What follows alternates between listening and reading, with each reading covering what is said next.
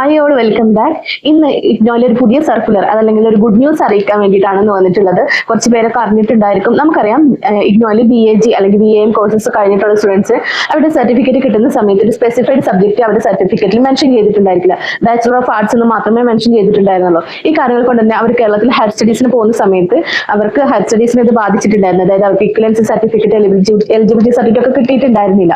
പക്ഷേ ഇപ്പോൾ വന്ന ഒരു പുതിയ ഉത്തരവ് പ്രകാരം ഇഗ്നോയില് BAG അല്ലെങ്കിൽ BAM ചെയ്ത കുട്ടികളിൽ സോഷ്യോളജിയോ ഉറുദോ ഒരു മെയിൻ പേപ്പറായിട്ട് പഠിച്ച കുട്ടികൾക്ക് കാലിക്കറ്റ് യൂണിവേഴ്സിറ്റിയിലെ BA സോഷ്യോളജിയോടും അതുപോലെ തന്നെ BA ഉറുദുവിനോടും ഇക്വലൻസ് ലഭിക്കുമെന്നുള്ള ഒരു ഗുഡ് ന്യൂസ് ആണ് ഇപ്പൊ നമുക്ക് കിട്ടിയിട്ടുള്ളത്. നിലവിൽ ഈ രണ്ട് കോഴ്സുകൾക്ക് മാത്രമാണ് ഇപ്പോൾ ഇക്വലൻസി കാലിക്കറ്റ് യൂണിവേഴ്സിറ്റി നൽകുന്നത്. അപ്പോൾ ഇത് നിങ്ങളിൽ ഏതെങ്കിലും സ്റ്റുഡന്റ് ഈ ഉറുദു അല്ലെങ്കിൽ സോഷ്യോളജി ഒരു മെയിൻ സബ്ജക്റ്റ് ആയിട്ട് പഠിച്ച BAG അല്ലെങ്കിൽ BAM സ്റ്റുഡന്റ് ആയിരുന്നുവെങ്കിൽ നിങ്ങൾക്ക് ഇക്വലൻസി സർട്ടിഫിക്കറ്റ് വേണ്ടിയിട്ട് കാലിക്കറ്റ് യൂണിവേഴ്സിറ്റി മറക്കണ്ട, നമ്മുടെ ഇഗ്നോയിലല്ല ഇക്വലൻസി സർട്ടിഫിക്കറ്റിന് അപ്ലൈ ചെയ്യുന്നത്. കാലിക്കറ്റ് യൂണിവേഴ്സിറ്റിയാണ് നമുക്ക് ഇക്വലൻസി തരുന്നത്.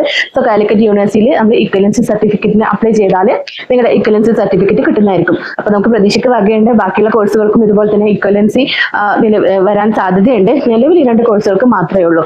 അപ്പോൾ കുറച്ച് പേരെങ്കിലും ഈ കാര്യം അറിഞ്ഞിട്ടുണ്ടായിരിക്കും.